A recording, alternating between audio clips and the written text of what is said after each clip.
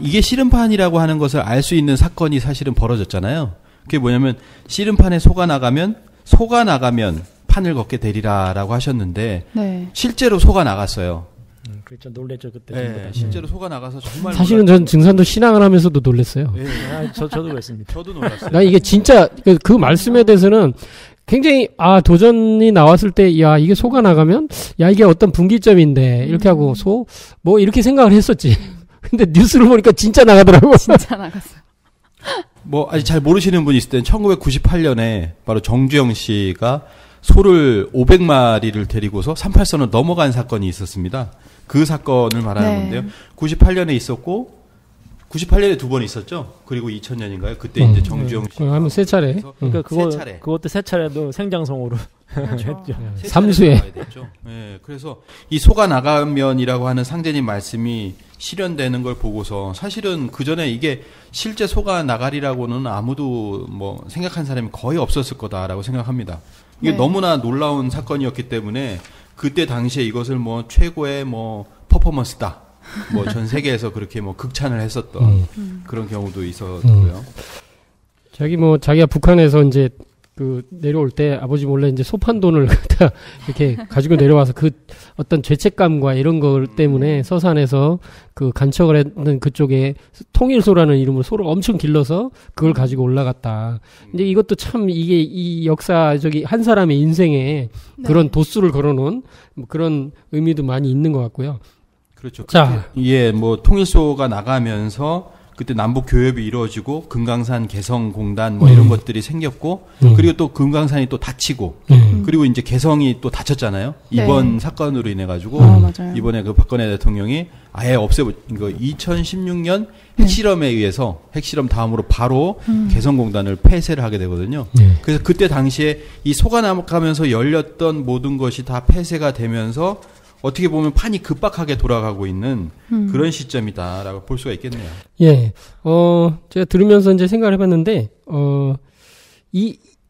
하여튼 이런 그 구도 속에서 2차 세계대전을 이렇게 종식시켰다고 볼 수 시킨 것이 이제 실제 가공할 그 핵폭탄의 위력이었잖아요. 근데 이게 이제 세계 인류 역사상 사실은 딱 한 번, 물론 이제 떨어진 건 두 군데지만, 한 번 딱 쓰인 거잖아요. 이거에 대해서 이제 짚고 넘어가야 될 것 같아요. 네. 그래서, 이제 실제로 이게 떨어지고 나서, 사람들이 이제 이렇게 과학의 힘으로 인해 우리는 뭐든지 할 수 있을 것 같다 했는데, 이 떨어지고 오히려, 우리 스스로 멸망할 수 있다. 이거에 대한 경각심도 심어졌고요. 네. 그래서 이제 제 도전 말씀을 한 번만 또 읽어보겠습니다. 일본의 이제 패망과 관계돼 있죠. 그리고 우리나라 해방과 관계돼 있죠. 일본이 이제 1941년에 진주만 공격을 하고 이제 그냥 갈 때까지 가보자. 이런 주의가 되었고 이제 거의 진짜 아까 매드 그런 상황으로 가고 있었습니다.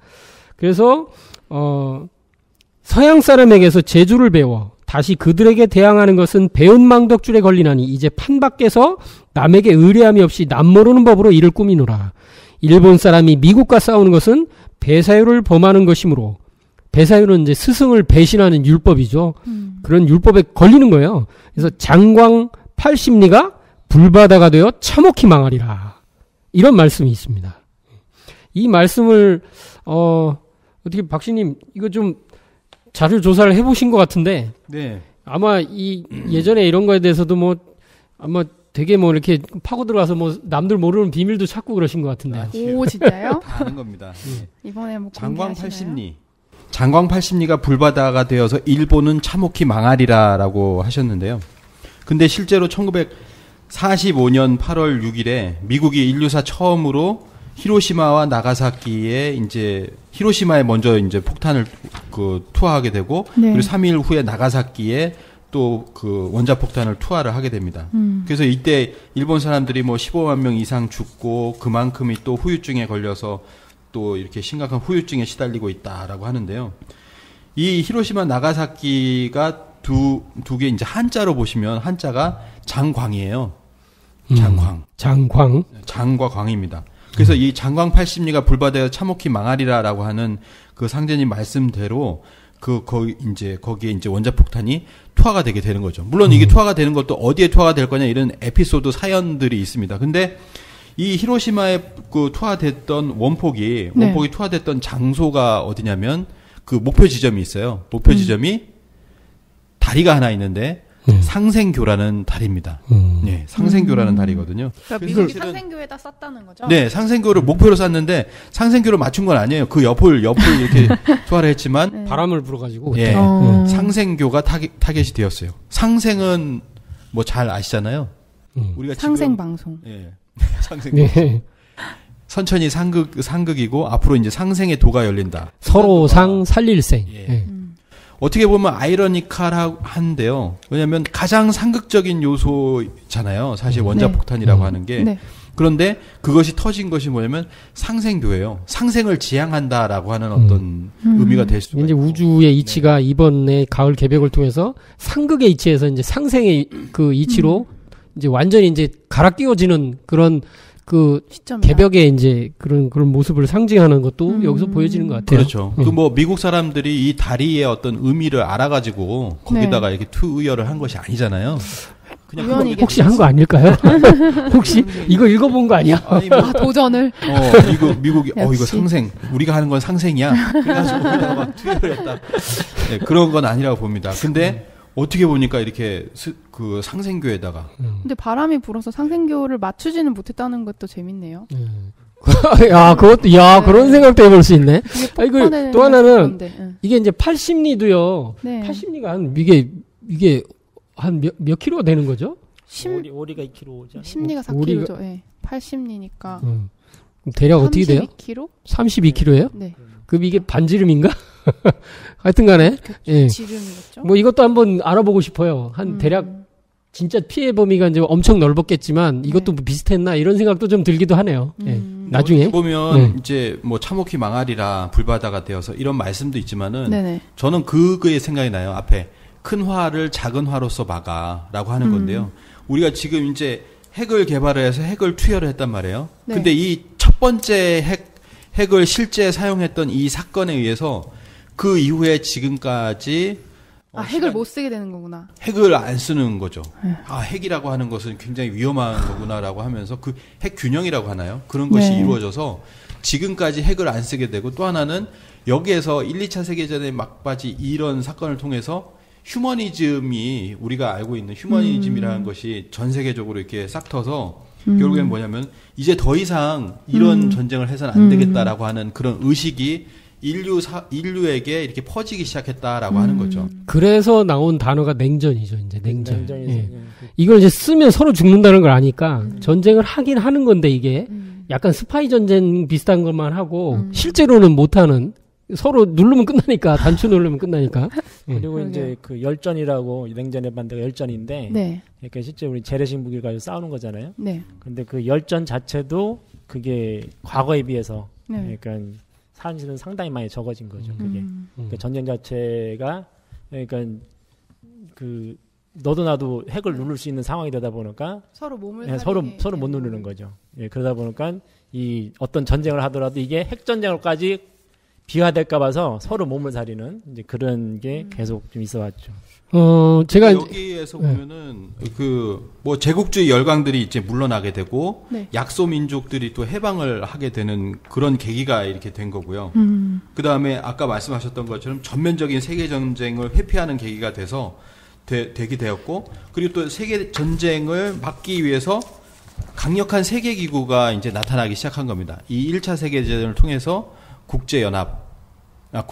연맹. 예. 네. 그리고 두 번째로 이제 유엔이 이렇게 탄생을 하게 되는 거죠. 그래서 세계 모든 나라들이 이제 모여가지고 뭔가 이게 세계를 이뤄나가는, 이게 앞으로 오는 지구촌 통일 문명 시대의 어떤 세계 일가 시대를 향해서 나아가는 어떤 그 전 단계로서 이게 유엔이 등장하게 되었다. 인류가 배워가고 있네요. 네.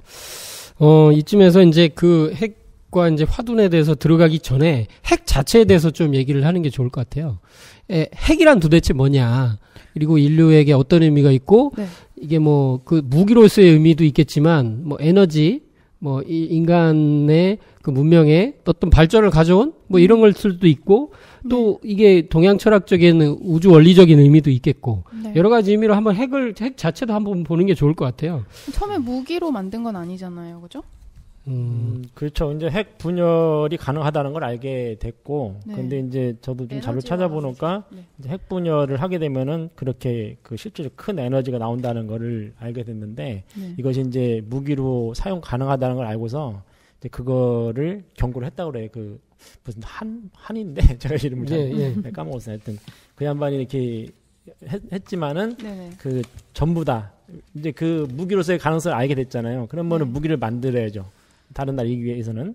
그래가지고 그때 그 만들었던 나라가 사실은 미국만 만든 게 아니라 미국은 좀 뒤늦게 만든 거에 속해요. 왜냐면은 그것에 희한하게 이제 원자핵 그 관련돼서 네. 그 유대인들이 그거를 전부 다 그쵸. 기술을 가지고 있었어요. 그 이론도 물론 이제 아인슈타인뿐만 아니라 참 똑똑하긴 한가 봐요. 진짜. 근데 이제 독일이 만들려고 했는데 네. 독일은 유대인 배척을 했기 때문에 네네. 유대인들의 어떤 그런 걸 안 썼다는 거예요. 그동안 늦었다는 겁니다. 거기는. 그리고 이제 독일뿐만 아니라 일본도 만들었다는 얘기가 있어요. 네, 맞아요. 네, 그래서 봤어요. 진짜요? 일본이 1945년 8월 10일 새벽에 흥남부도 아시죠? 흥남부도. 네. 흥남에서 원자로 폭탄 실험을 했나? 실험했다. 그게 사실인가요? 예, 그게 이제 한번 떴었거든요. 이게 무슨 뭐 미국의 뭐 무슨 충전 자료 해가지고 와, 떴었거든요. 그거는 뭐 처음 듣는 얘기네요. 그래서 이제 거기 보면은 미군이 왜 그 흥남을 이렇게 파괴했느냐? 왜냐면은 거기에 핵 시설이 폭탄 있었다? 시설이 있었다는 거예요. 근데 이제 그게 개연성이 있는 게 뭐냐면은 그 뭐죠? 그 일본에서 핵을 가지고 그 이제 중성자 발견한 사람 있잖아요. 그 유가와인데 유가와 그 사람이 거기에 참여했다는 겁니다. 이제 그 연구할 때. 네, 연구할 때. 근데 실질적으로 그 일본이 그거에서 모르고 있었다면은 그렇게 뭐 얼마 지나지 않아 가지고 유가와라는 사람이 핵에 대해서 이렇게 해가지고 노벨상을 받은 그게 노벨상 받았어요? 예, 근데 그걸 받았어요. 이제 그 정도로 핵에 대해서 발전이 돼 있던 거고 이게 뭔냐면 일본이 이제 했을 것이다라는 게 이제 야, 이게 세계 대전의 두 축 그 독일과 일본 그 일으킨 장본인들이 다 핵에 대해서 거의 접근했었네요. 그 접근했던 건데 미국이 빨랐던 거죠. 미국이 이제 유대인들을 전부 다 했고 받아들였고 근데 그것이 이제 그 다음에 개발이 어디서 하면 소련에서 이제 개발을 하는데 소련이 1948년도 49년도인가 해가지고 개발을 해요. 근데 49년도 8월 29일 날 이제 그때 되네요. 근데 이것이 이제 제가 이제 알기로는 그 6.25 전쟁, 우리가 말하는 한국 전쟁이 발발하게 된 원인의 하나가 됩니다, 이게. 네, 왜냐하면은 그때 이제 그 김일성이 전쟁을 하기 위해서 그때 스탈린 찾아가요. 그리고 모태동을 찾아갑니다. 근데 모태동은 반대를 하죠. 왜냐하면은 자기네 나라 만든 지 얼마 안 됐잖아요. 중화 이제 그거를 이제 중국 공산당을 나라 세운 지 1949년도에 이제 건국을 하니까. 그 스탈린은 반대를 왜 하냐면은 미국이 핵을 가졌기 때문에 반대를 했어요. 왜냐면은 전쟁 일으켰다가 핵 쏘면은 죽는 거거든. 근데 실질적으로 그 이제 6.25 전쟁 때 미국이 핵을 쓰려고 그 한 게 있어요. 이렇게 핵을 이제 무기를 터뜨리자. 그래서 이제 언제 그럼 터뜨릴 거냐? 그 소련하고 중국이 한반도를 다 접수를 할 때 그때 마지노선에 터뜨리자라는 얘기도 하고 여러 가지 있던 것 같더라고요. 근데 이제 그 소련이 미국을 두려워해가지고 핵을 이제 핵전쟁 날까 봐서 이제 핵에 맞을까 봐서 안 하다가 이때 핵을 만들어요. 만들면서 한번 우리도 미국하고 맞짱 뜰 수 있게 지금 북한과 같은 거예요. 김정은 같은 거거든. 그렇게 해가지고서 이제 승리를 했다. 그런 얘기 있거든요. 그러니까 사실은 그 면에서 봤을 때는 이 핵이라는 것이 그 거기서 이제 일본 처음에 터뜨렸지만 그걸로 끝난 게 아니라 그 이후의 역사에 핵이 계속 등장하는 거죠. 상실음판에서는 핵이 주가 되는 거고 모든 어떤 그 키네요. 네, 그죠. 그 모든 전쟁에 그게 해당하는 가장 큰 것이 핵이고 나머지들은 그냥 이렇게 핵 전쟁이 안 일어나는 선에서 그렇게 싸우고 있는 것이다 이렇게도 볼 수 있을 것 같아요. 예, 이 참 핵이라고 하는 단어도 이름이 참 절묘해요. 절묘하죠. 뭐 뉴클리어 뭐 근데 이제 그 종도사님께서 이제 그 서양의 이제 기밀부라고 하는 화이트헤드, 예, 이 백두 선생께서는 이렇게 얘기를 하셨어요. 궁극의 이제 형이상학은 원자론이다. 이제 어떤 뭐 궁극의 뭐 철학적인 그 끝점에 이제 원자론이 있다 이런 얘기를 하면서 이분은 뭐 그 물리학도 전공하고 다 이렇게 철학도 다 공부했던 분이니까 그리고 신성을 인식하는 것은 원자를 인식하는 거다. 이게 어떻게 보면은 이 물질 세계에서 과학에서 찾아내는 원자 단위에 있는 쪽을 이게 신성의 세계로 또 이제 이게 연결을 하는 거예요? 그 사실은 그 종교와 과학이 만나는 지점으로도 얘기를 하고 있어요. 굉장히 재밌는 거죠. 그리고 또 하나는 이것은 단순한 입자 덩어리가 아니다. 근데 이제 종도사님께서 또 이렇게 얘기하셨어요. 그래서 이 우주의 그 어떤 단자 이게 철학에서 얘기하는 단자를 뭐 또 원자로도 얘기했다 뭐 이렇게 얘기하는데 예, 그렇게 얘기하는데 초 단위를 말하는 거죠. 그런데 이제 우주를 통틀어서 볼 때 그 우주의 단자가 바로 인간이다. 또 얘기하면서 그 우주의 핵이라는 거죠. 핵. 예? 그래서 이제 이런 핵심에 대해서 얘기할 때 그 꼬갱이를 얘기를 할 때 이런 어떤 철학의 세계로 들어가는 것 같은데 제가 얘기 드린 대로 이제 이 원자 세계를 갖다 화이트가 얘기한 대로 종교와 과학이 만나는 시점 이렇게 되게 되면서 이 핵분열에 대해서도 얘기를 하게 돼요. 핵분열과 핵융합 이게 에너지가 나오는 게 이제 두 가지 이제 정반대 하나는 융합 하나는 분열이에요. 이렇게 얘기했는데 이제 우주변화 원리를 이렇게 조술하신 한동석 선생님께서는 이거를 이제 동시에 또 보면서 얘기를 하시거든요. 동시에 그게 뭐냐면 이 분열과 융합 동시에요. 그 우주 그 이제 핵분열과 핵융합 시에 나오는 이런 에너지 정말 막대한 그 작은 그 양자 단위의 그 작은 데서 어떻게 이렇게 어마어마한 에너지가 들어있느냐. 근데 사실 그게 이제 우주 정신이다. 이제 그런 게 그 안에 이제 숨어 있다. 이런 얘기도 이제 하시면서 어렵다. 역시 이제 화이트헤드가 얘기했던 그런 것들과 이제 그러니까 이런 걸 보면 이렇게 이제 뭐 너무 이제 빨리 이제 넘어서서 얘기하는 걸 수도 있지만 사람을 몸을 이게 작은 사람이지만 사람을 몸을 구성하고 있는 원자 단위로 들어가면 이제 굉장히 많은 또 세포와 이제 그런 물질 구성이 있잖아요.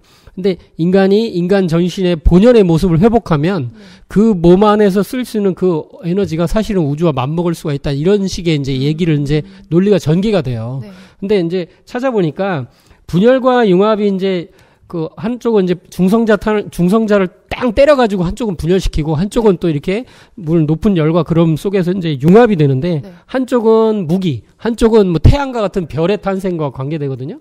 근데 이게 에너지가요 어느 정도가 나오냐면 제가 이걸 이제 막 찾아보려고 해도 잘 안 나오더라고요. 이렇게 뭐 많다, 막대하다 이렇게 했는데 그냥 많다. 이게 이제 한 자료에 이렇게 나와요.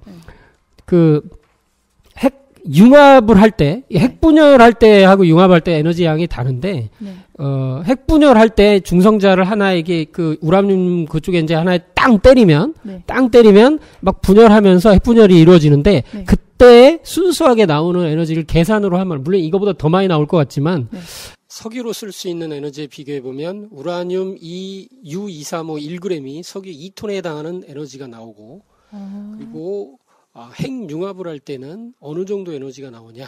핵융합 시 DTL러라고 하는데 1g당 석유 8톤에 해당하는 엄청난 에너지가 나온다고 합니다.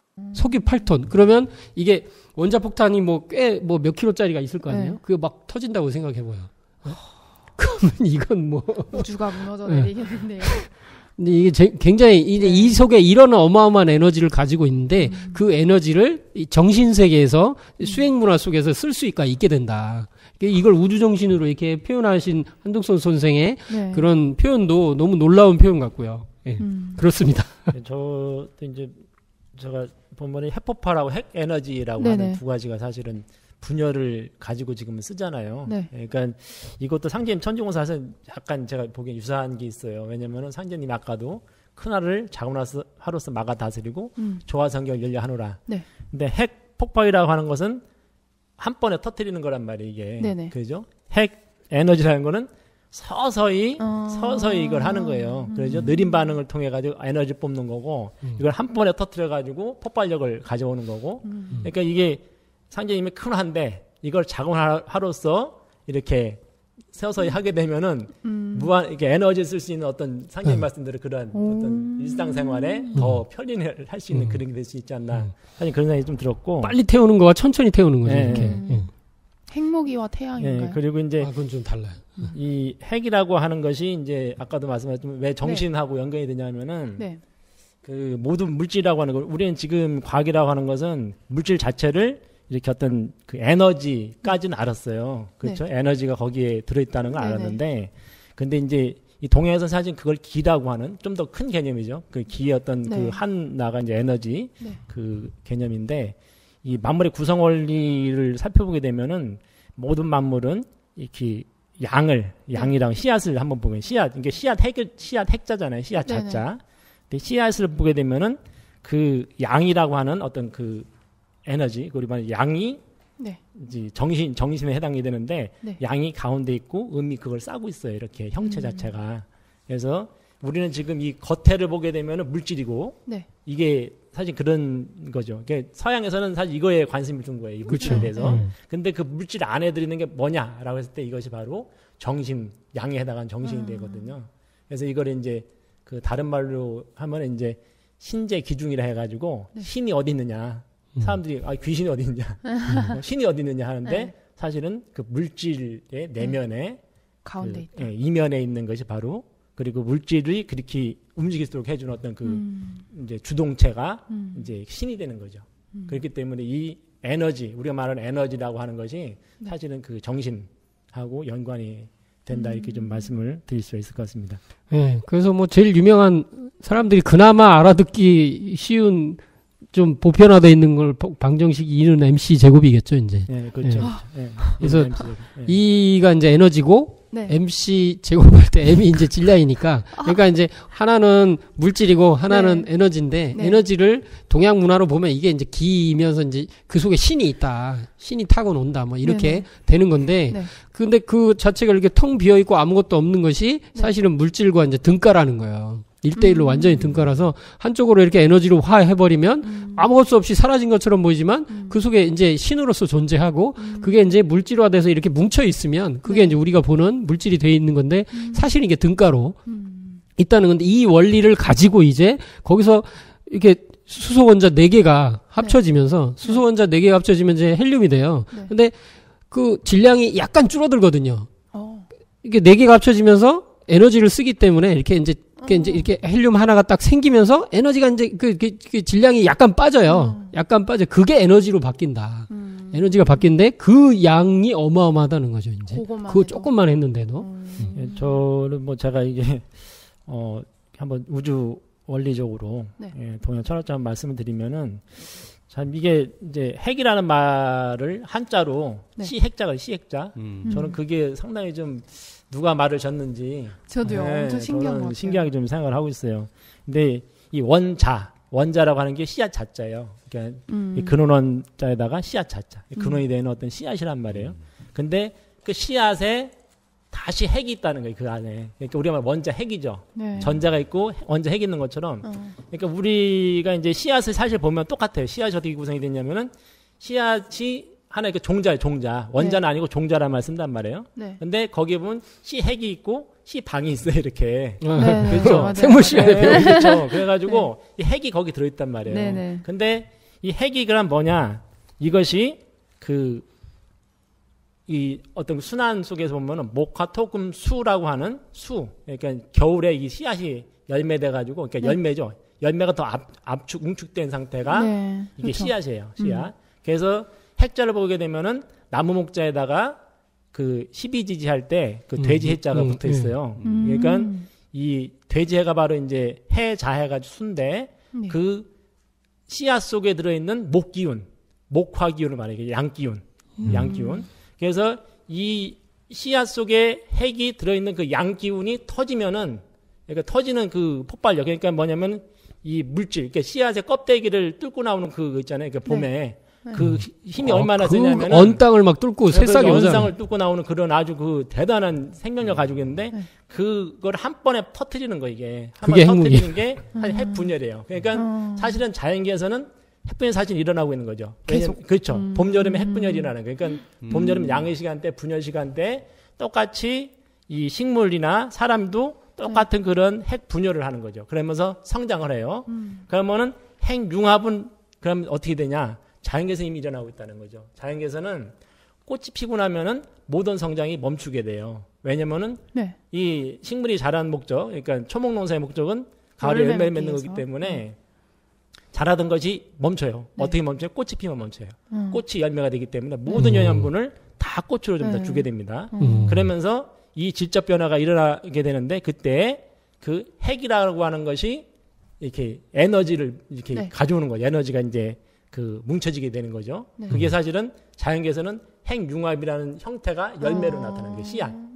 또 그렇게 열매. 딱 하니까 딱 네, 이해가 그렇죠. 더 잘 되네. 더 저장이 된 것이 씨앗 하나의 그걸 된 거고 거기에 바로 핵이 다시 들어가 있는 거거든요. 그러니까 자연계는 핵 분열과 핵융합을 계속 반복을 해요. 이렇게 봄, 그렇죠? 여름, 가을, 겨울 네, 이렇게 하면서. 근데 이게 우리 인간이 그거를 어떻게 보면은 자연계의 그 순환 변화가 자연스럽게 일어나는 변화를 우리가 그거를 이제 제대로 못하기 때문에 지금은 핵 분열만을 그러니까 또 선천상극 시대다 보니까 분열 시대다 보니까 핵 분열을 지금 한 건데 이 지금 후천이 가까우면서 핵융합을 지금 한다 이렇게 그리고 또 우리나라가 케이스탈마다 가장 좀 선두에 같이 있는 거고 그리고 이제 하나 더 말씀드리면은 핵 분열이라고 하는 것은 12지지에서 인신 소양 상화라는 게 있어요. 이게 이제 진짜 불은 아닌데 이 상화. 폭발력이 대단합니다. 그래서 이 인신 소양상에서 자축인할 때 축토가 이제 그 해자수라고 하는 그 씨앗을 축토해서 한번 이렇게 그 땅 때려줘요. 그러니까 이제 분열을 시키는 어떤 그 시초가 되면은 그것이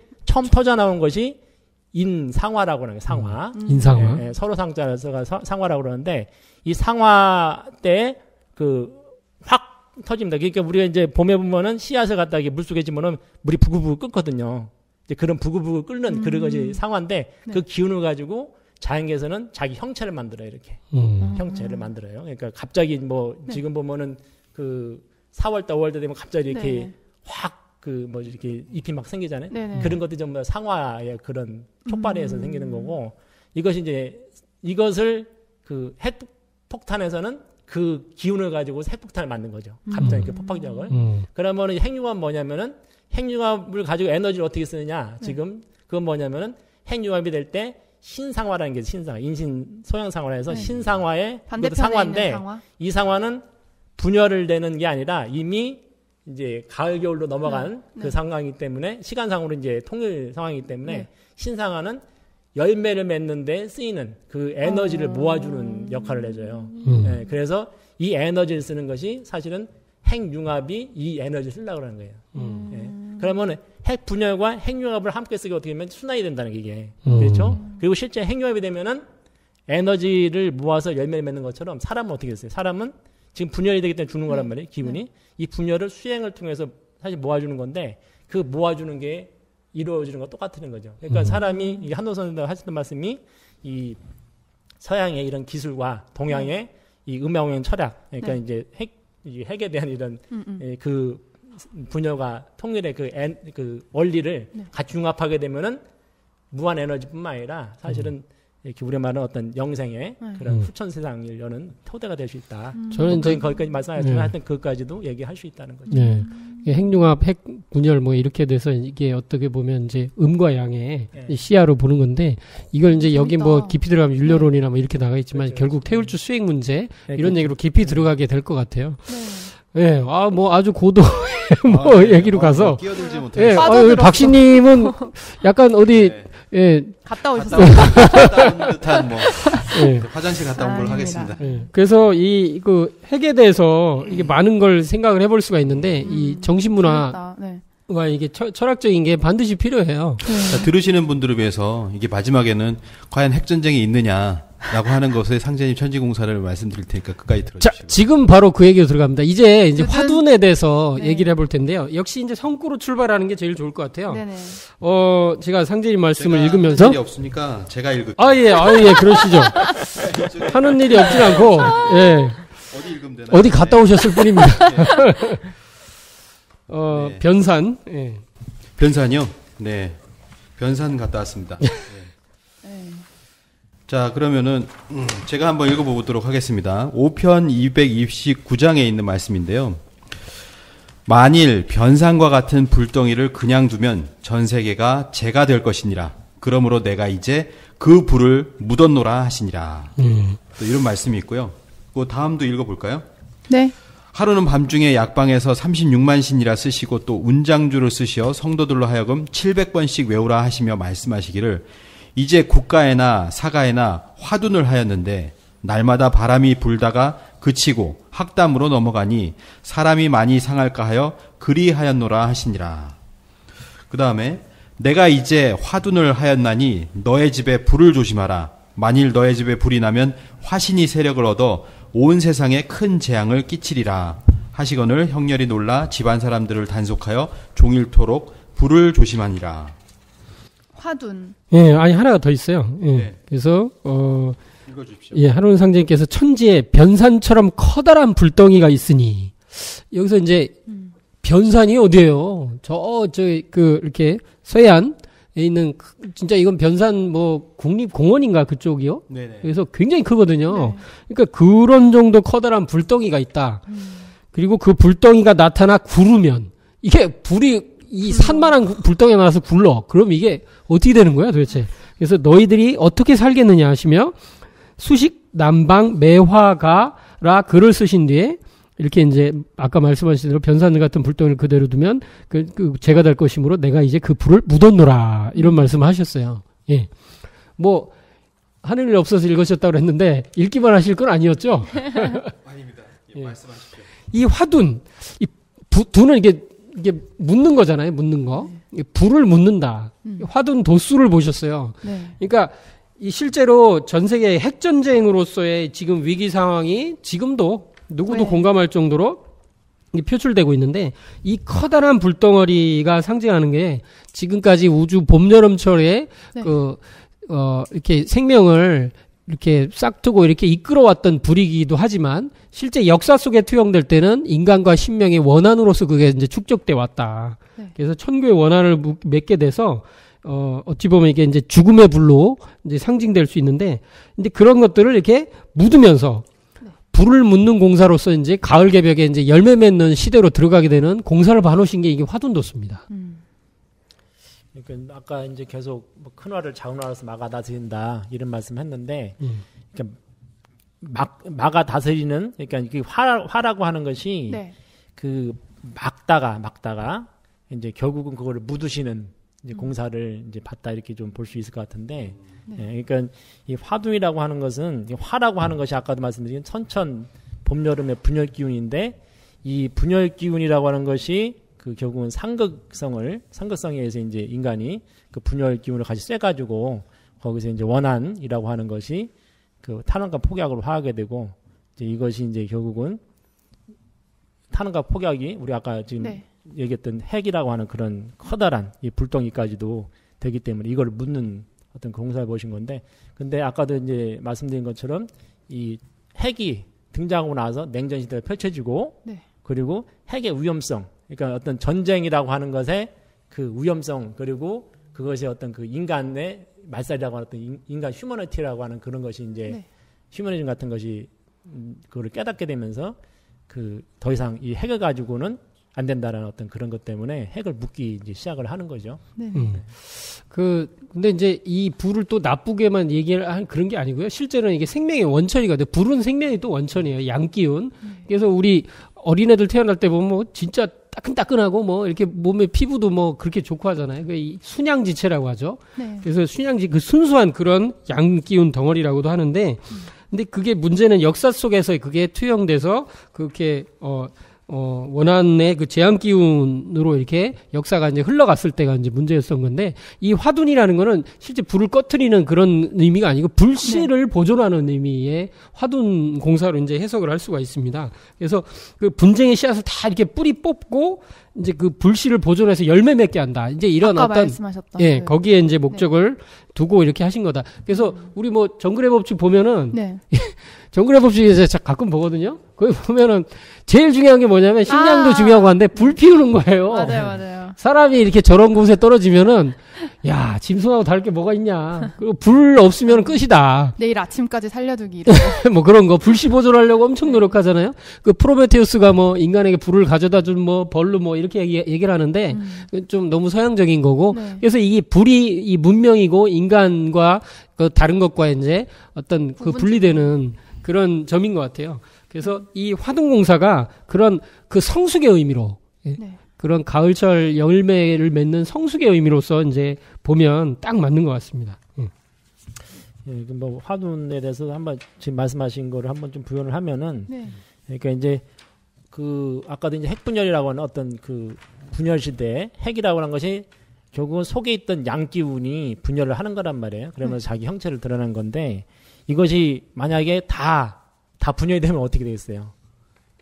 그럼 죽는 거죠. 그렇죠. 다 죽는 거죠. 그렇게 되면은 사실은 이 모든 것이 분열되는, 그러니까 상제 말씀으로 보면은 이게 이 변상과 같은 불덩이가 이제 구르는 거죠. 모든 게 분열돼 가지고 타서 제가 그렇죠. 다 태서 제가 되는 그런 현상이 벌어지는 건데 이제 그거를 막으신 거죠. 그것이 되지 않고 이 불을 네. 결국은 묻어서 그러니까 이 세상에 있는 그 거대한 불덩이뿐만 아니라 인간 마음에 있는 불덩이 또 우리가 불덩이 그리고 네. 또 우리 인간이 이렇게 살아나갈 수 있다는 생의 원동력, 아까 말씀드린 그런 그 양기, 그 생의 원동력을 발산을 더 이상 안 하고 핵융합으로 들어가서 결국은 그거를 통일로 들어가게 하는. 오, 이게 사람 몸에서 핵융합이 되는 거군요, 결국.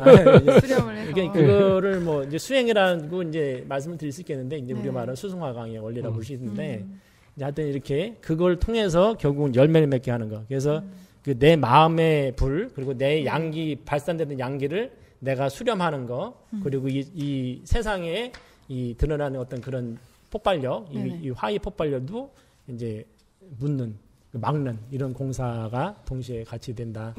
네. 그러면 지금 인간 몸과 이 마음에서 이 왜냐면 이게 화병이 많잖아요, 지금 화병. 이 세상, 이게 병이 거의 대부분 스트레스, 이거 화병이거든요, 이게. 그렇죠. 이걸 제어를 못할 정도의 상황에 와 있어요. 요새 유행하는 뉴스 보면 묻지마 폭행해가지고 조현병이라고 하나? 뭐 이런 것도 결국은 내내 이런 인간 내면에 이거 알 수 없는 분노, 운전하다 보면 느껴요. 왠지 화가 나, 막 욕하게 되고.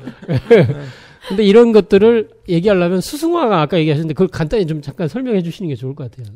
수승화가. 수승화강이라고 하는 것은 어떤 뭐 수행의 기본적인 원리인데 이제 우리가 저 얘기를 많이 하잖아요. 그러니까 머리는 차게 하고 발은 따뜻하게 하라. 이게 이제 두한 조결이라 해가지고 사람 몸이라고 하는 것이 이제 음양의 어떤 기운의 거기 때문에 사람 몸의 아래쪽에는 이게 신장, 숙기운을 다스리는 신장이 있고, 그리고 이제 이 사람 몸의 위쪽에는 화기운, 신장이 있어요. 그래서 근데 이제 이 사람 몸이 만약에 위로 화기운이 치밀어 오르게 되면은 얼굴이 붉어지고, 그리고 계속 이렇게 땀이 나고, 몸이 점점 안 좋아지는 거죠.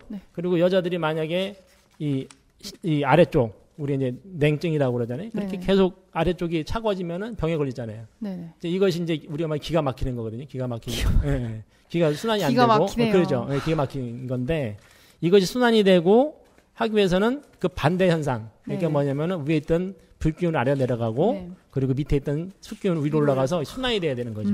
바로 이 순환을 통해서 생명 유지해야 되는 건데 바로 이걸 수승화강이라고 그러고 그리고 이것이 단지 한 번 이것이 이제 계속 순환만 되는 게 아니냐, 순환만 되는 게 아니라 바로 이걸 통해서 사람은 생을 영해 나가고 그리고 자기 정신의 성숙, 그리고 몸의 건강 이런 걸 전부 다 해나갈 수 있기 때문에 결국은 인간으로서는 이 정신의 통일을 궁극적으로 이루게 되고 하는 것을 이제 우리가 수행의 궁극으로 볼 수 있습니다. 그래서 이제 이 수승화강이라는 것이 그게 해당이 되는데 저는 이제 아까 이제 말씀하셨던 것처럼 화두이라 하는 것이 거기까지도 함께 봐야지 된다. 예, 정말 흥미롭지 않습니까? 예. 그래서 이제 여기서 화둔공사를 보신 해가 또 이제 또 흥미로워요. 이 해가, 근데 이 같은 해, 이제 화둔공사를 보신 해가 1908년이죠? 무신년. 예, 무신년입니다. 무신년. 1908년. 무신년 1908년인데, 불을 묻는다. 근데 그때까지만 해도 아직 핵무기 같은 건 아직 등장하지 않았죠, 인류 역사에. 그죠? 뭐 이론 같은 거는 상대성 이론이나 뭐 이런 게 나올 수 있을지언정. 그런데 뭐 TV에도 보면 되게 미스테리 같은 거 다루는 프로에서 자주 나오는 게 뭐냐면 사람들이 되게 궁금해하는 거예요. 이 러시아 땅이죠. 러시아 땅에서 엄청난 규모의 폭발이 있었어요. 이 해. 같은 해. 상제님께서 불을 묻는 공사를 보시고 제가 보니까 지도를 보니까 퉁구스카라고 하는데 퉁구스카 대폭발 사건이라고 하는데요. 바이카로스가 조금 밑쪽에 있어요. 그 지도에서 어느 정도 규모로 폭발인가 봤더니 바이카로스도 어마어마한 바다로 보일 정도의 호수인데 이 폭발 규모가 바이카로스 한 4배 이상 규모로 지금 지도에서는 보여져요. 그 영향이 미쳤던 지역으로 볼 때는. 그러니까 이렇게 큰 폭발이 있었는데도 불구하고 죽은 사람도 없고, 예? 그리고 뭐 이렇게 뭐 딱히 큰 피해를 입지도 않았어요. 예? 근데 왜 폭발이라는? 네, 이게 미스터리인 거예요, 미스터리. 아, 뭐가 터졌는지 몰라요? 네. 상제님께서 천지 공사를 보신 이후로 내가 신축년 이후로는 이렇게 그 천지를 이렇게 다 맡아서 이렇게 간다. 그 공사를 보신다고 그렇게 하셨는데, 그러면서 이게 천지로서에 의해서 이렇게 분명히 이런 정도 사건이면은 그렇게 볼 수가, 해석을 할 수가 있지 않을까, 이런 생각이 드는데, 그것도 이제 무신년에 화등 공사를 보실 때 이렇게 있었습니다. 뭐, 보니까 박신님 이런 건 좀 자세히 아시죠? 예. 아, 네. 말씀해 주십시오. 이게 누구는 미스터리 좋아하는 사람들, 음모론 좋아하는 사람들은, 외계인들끼리 싸움을 했다. 뭐 이런 얘기도 있고요. 그리고 또 다른 설로는 이렇게 작은 블랙홀이 지구를 뚫고 반대편으로 지나간 게 아니냐. 뭐 이런 얘기도 있고. 황당한데요, 약간. 예. 근데 그걸 과학적으로 또 이론적으로 얘기하는 사람도 있긴 있어요. 그러니까 정말 이렇게 큰 폭발이 있었는데 인명 피해가 없었다. 라고 하는 것도 참 믿겨지지 않네요. 그러니까 거기 사람들이 있었는데 안 죽었다는 거예요? 아니면 사람이 없는 곳으로 터진 거예요? 주변에 있긴 있었는데 비껴갔어요. 네. 그리고 사람이 그렇게 엄청 큰 피해를 입지는 않았고 죽지도 않았고. 신기하다. 나무가 그냥 일정한 방향으로 다 쓰러져 있었고요. 네? 네, 그런 사진들은 많이 있네요. 네. 그리고 러시아에서도 얼마 전에 공중에서 운석 같은 게 폭발한 적이 있잖아요. 그 뉴스에 한참 나왔잖아요. 네. 그때도 굉장히 위험했었다. 그 1908년에 있었던 사건인데 10수년이 지나서도 똑같이 그 나무들이 쓰러져 있는 그런 사진들을 조사단이 이렇게 다 찍어 놓은 게 있습니다. 그러니까 전부 다 쓰러져 있네요, 이렇게. 이게 무슨 핵폭발이냐, 이런 얘기인데, 공중에서 폭발했다 그러고 하는 걸로 봐서, 해성의 폭발이 아니겠느냐, 이런 얘기도 있고요. 하여튼, 지금까지도 거의 미스터리예요. 별로 알려진 게 없어요. 예. 저도 이제 그거를 여러 경로를 통해서 사실은 좀 봤었는데, 제가 이제 그림자 정부, 이제 이리 유카바체라는 분이 지은 건데, 미래 사회편에다가 좀 특이한 걸 지급했던 어떤 특이한 책에 설을 여기다 써놨어요. 그림자 정부라는 책이에요? 예, 그림자 정부. 네. 이분이 3권을 했었는데 여기 보면은 테슬라라는 분에 대한 미래 기술에 대해서 테슬라는 이제 앨런 머스크가 세운 그 회사가 아니라 그분이 존경해서 했던 그 테슬라라는 그분이에요. 그러니까 거의 에디슨을 능가했다고 하는. 에디슨을 진짜 천재는 테슬라였다는 얘기를 하고 있는데. 이분이 원거리 통신, 그리고 이 전기, 그리고 지금 나오는 어떤 그런 그 파동에 대한 건 다 만들었다. 한때는 텔레포트 얘기도 있더라고요. 진짜요? 근데 이제 여기 보면은 이분이 이제 만들었던 것 중에 그 비슷한 게 이제 나와요. 그게 뭐냐면은 이 퉁구스카 폭발에 관련돼서 테슬라가 만든 그 무기가 아마 쓰인 게 아니냐라는 얘기가 한번 나오는데 이제 테슬라는 한번 읽어보겠습니다. 테슬라는 송전 시스템, 이분이 이제 전기를 이제 무선으로 보내는 어떤 그 시스템을 만들었는데 송전 시스템을 무기로 사용하려면 지구의 전기 상황을 조작 변형시켜야 한다고 설명한 적이 있다. 그러면서 이제 이 지구에 대전된 전기의 진동을 송전기와 맞추면 나침반도 다르게 작용할 것이고 대기 상층부는 마치 그의 실험실에서 사용하는 전구 속에 들어있는 가스와 같은 성질을 띠기 때문에 지구 전체를 하나의 전기 부속처럼 취급하게 된다는 것이다. 또 그는 일반 전기 송전과 파괴를 목적으로 하는 송전의 차이는 다만 시간의 차이일 뿐이라고 했다. 그래서 그 특허도 사실 냈다는 거예요. 그래서 이제 그게 이제 여기 보면은 실제로 됐는지 안 됐는지 몰라요. 1915년 12월 8일자 뉴욕타임즈 기사를 보자 발명가 니콜라 테슬라는 천둥신이 노에서 벌을 주기 위해 벼락을 쏘아내린다는 전설과 공상 과학자들의 상상을 실제 가능케 하는 기본 원리를 갖고 특허 신청을 냈다. 그래서 이제 전기를 지구상 어디든지 보낼 수 있다. 그래가지고 지금도 안 되잖아요. 그거는 무선으로는. 근데 이분이 이제 만들어서 쓰다는 거예요. 그러니까 이 책에서는 그래서 이제 그게 지금 알래스카에 가면은 하프라고 하는 게 있는데 네. 이게 좀 음모론이 많이 나오는 네, 거예요. 음모론. 네. 근데 이것이 이제 테슬라 원리를 이용해서 네. 무선으로 이제 막대한 양의 전기를 송전할 뿐만 아니라 기후 조종, 대량 인간 심리 조종 등 수많은 종류의 무기로 사용할 수 있다. 근데 이것이 이제 테슬라의 원리에서 나온 거라는 거죠. 네, 테슬라의 그래서 아마 이것이 그 테슬라의 그 기술을 가지고 네. 이제 퉁구스카 폭발이 아마 그게 아니었냐. 이제 그분의 기술을 가지고 시대예요. 시험적으로 한번 해봤던 게 아니냐라는 얘기가 사실은 있어요. 이게 설입니다, 이거는. 예, 재밌네요.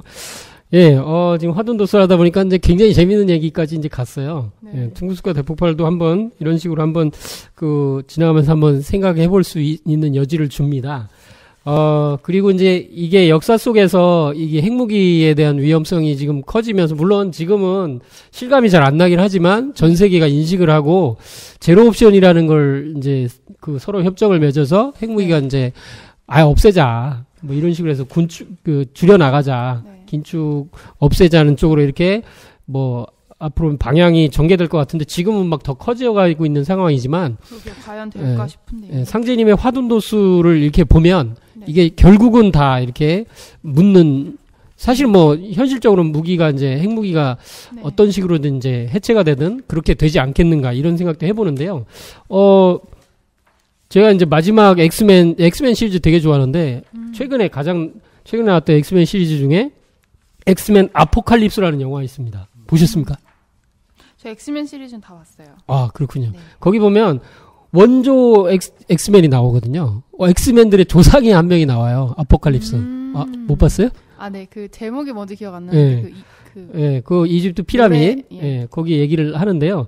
거기 보면 이제 최강의 진짜 그 엑스맨이 나와요. 초능력을 막, 여러 가지 초능력을 막 쓰는 아포칼립스가 나오는데, 이 영화에서는 악역처럼 그리려고 했지만, 실제로 악인지 선인지 잘 모르겠어요. 그런 걸 느껴요. 왜냐면, 이 지구의 환경 파괴 이런 걸 보고, 뭐, 다른 말도 하고 막 이러기 때문에, 본래 능력을 못 쓰고 있다. 저런 기계에 의존하지 않아도 된다. 이런 말도 막 하고 하기 때문에. 근데 저는 이 영화에서 가장 중점적으로 느낀 게 뭐냐면, 자기가 이렇게 깨어났어요. 그래서 봤더니 막 이 세상이 막 이렇게 돼 있고, 기계에 의존하고 있고, 뭐, 무기도 엄청 많아.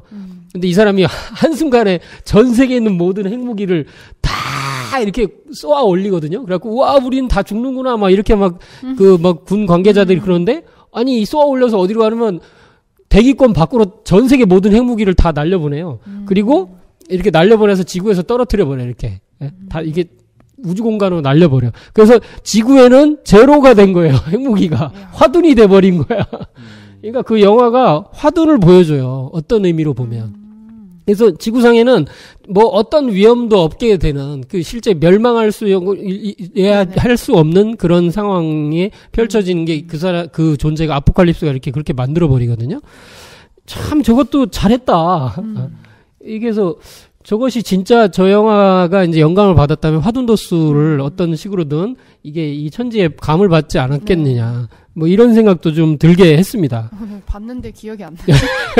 이런 말을 해요. 뭐 바벨탑에서 화를 쏜다 한들 신에게 결코 닿을 수 없나니 하면서 약간 이제 그런 식의 언어를 쓰지만 실제로 하는 일은 선인가 과연 악인가 이런 걸 판단을 할 수 없게끔 만드는 장면도 많이 나와요. 다시 봐야겠다. 물론 이제 실제로 지금 핵을 감축은 하고 있잖아요.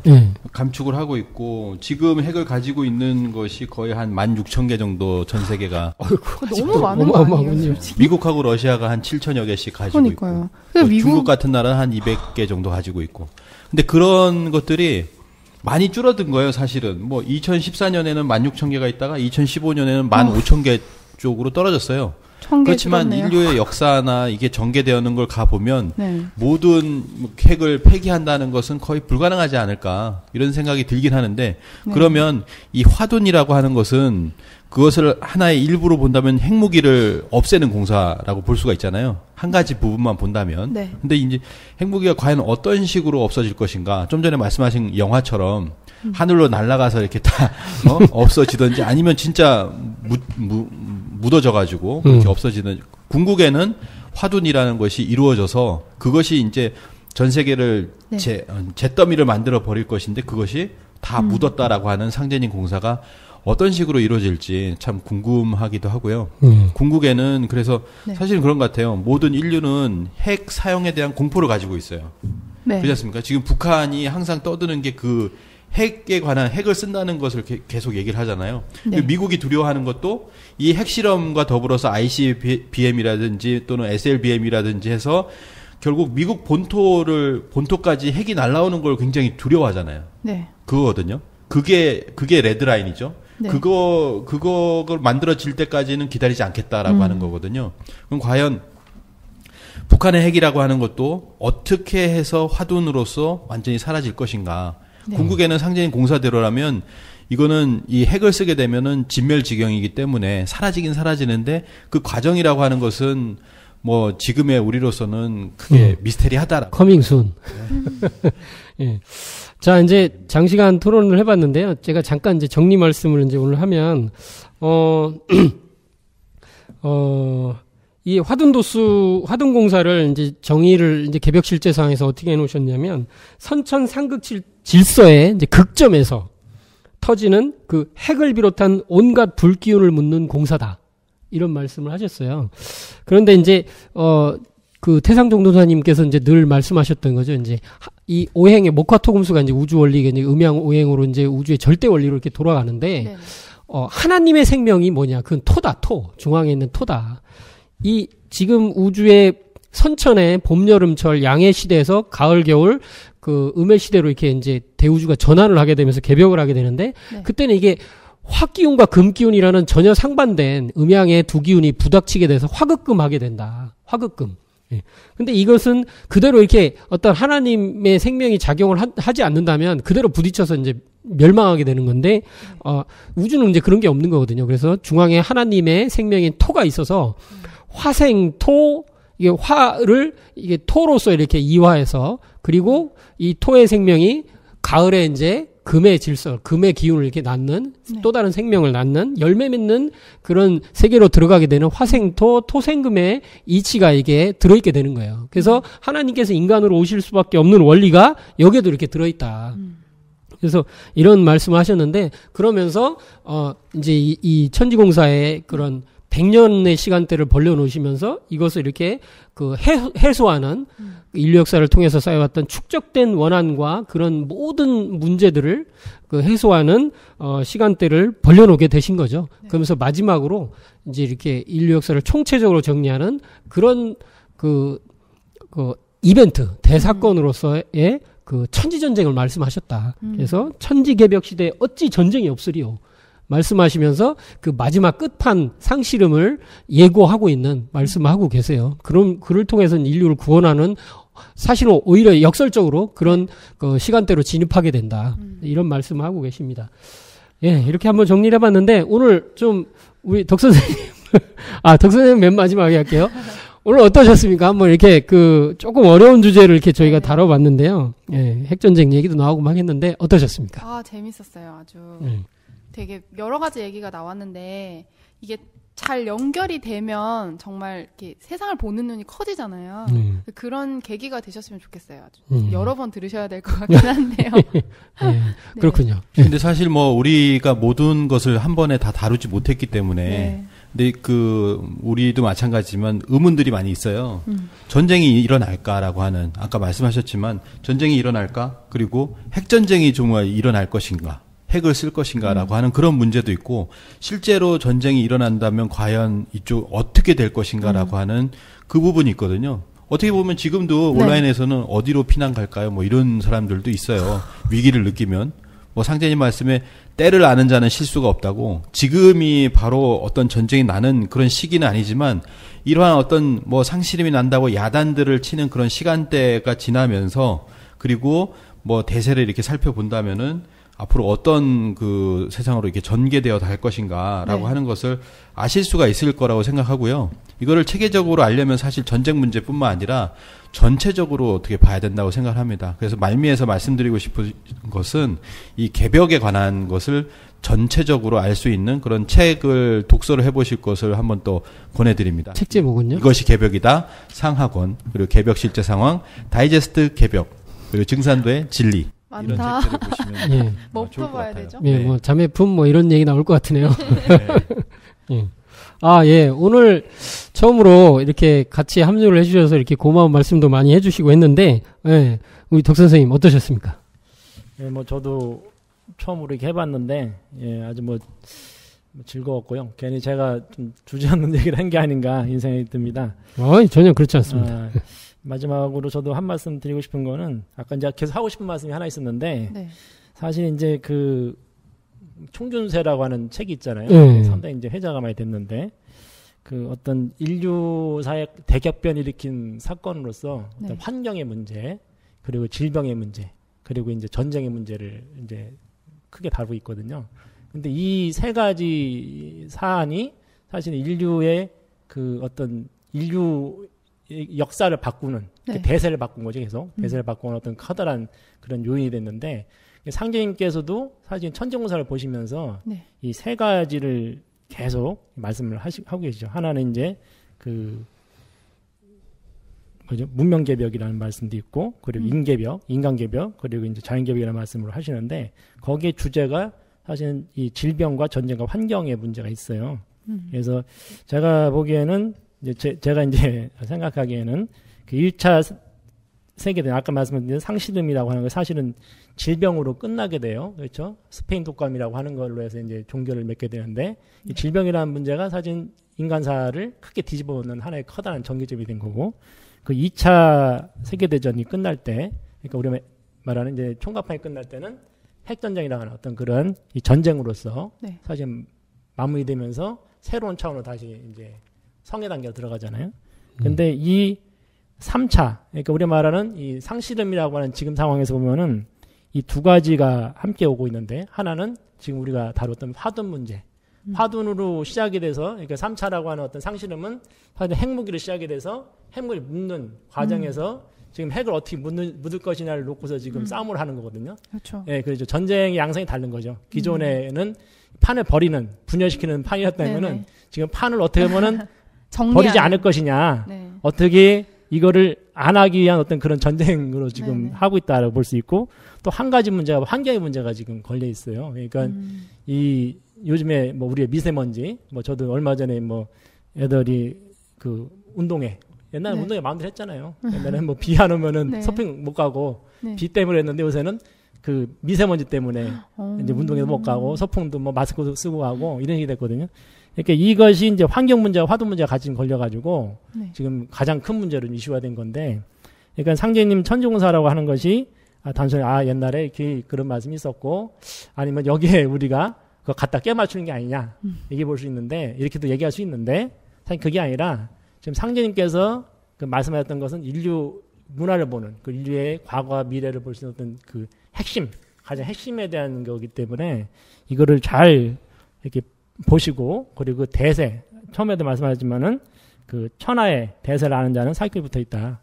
바로 이 천지 대세를 바르게 보는 게 중요하다. 그래서 상제님 진리에 더 많이 좀 이렇게 관심을 가지고 공부를 하시기를 좀 부탁을 드리겠습니다. 네, 뭐 말씀하실 게 있으신가요? 네, 저도 아까 한마디 아낌없이 하십시오.